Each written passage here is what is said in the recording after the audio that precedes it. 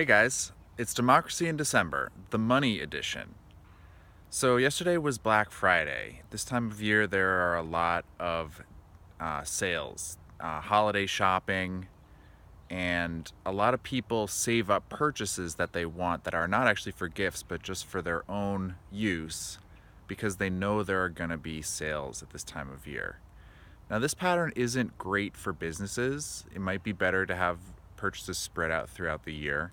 It's not great for customers. They might prefer to spend this time doing valuable things with their family rather than hunting for deals.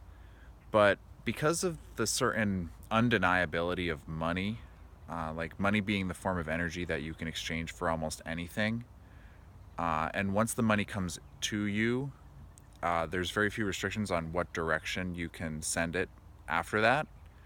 And those things cause this sort of undeniability where, like, when you have the time and you have the money, then you can exchange it for something of value. There's a certain logic to it that is not possible for individuals to deny. But working collectively as a community, sometimes we do want to change those equations so that the flow of energy is directed in a more sensible orientation. And that's why one of the main roles of our government is to subsidize financial instruments that incentivize long-term investments and make them slightly more appealing relative to short-term spending. Like, I think it'd be cool perhaps if instead of giving socks and sweaters and ties every year, you could give a bicycle every 10 years. That's kind of a rhythm that makes sense to me, and I think that's an example of how a government can function to kind of break people out of the cycles that money kind of naturally leaves them into. So now the government is thinking about changing the rules about internet service and the neutrality of it. And I think that the problem isn't having a diversity of internet service products.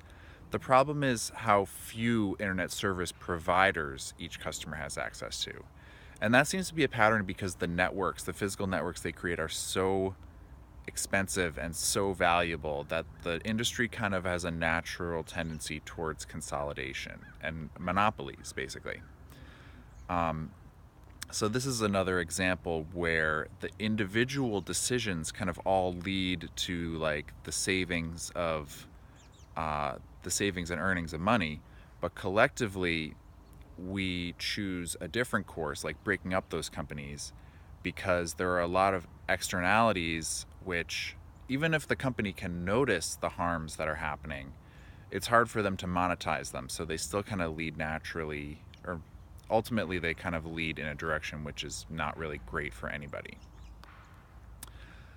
So those are some things that our government can achieve when we work together. So when the money does get into those big piles, though, like Amazon.com and Verizon and the companies that are taking part in this major economic activity this time of year, they wind up, as I said, with these sort of inevitable plays that they make to hoard their money. And one of the things they can do is donate money to both Democrats and Republicans. So I feel like the donations that go to the politicians, it doesn't compromise their ethics, but it does compromise their judgment. And so the release valve that we have to release these cycles that are leading us in a direction that we ultimately don't want, those are kind of corroded and rusted by this, by the fact that the energy is flowing into them in ways that are not deniable.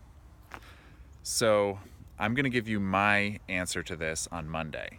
Thank you very much for coming to my channel, and I will check back with you again tomorrow.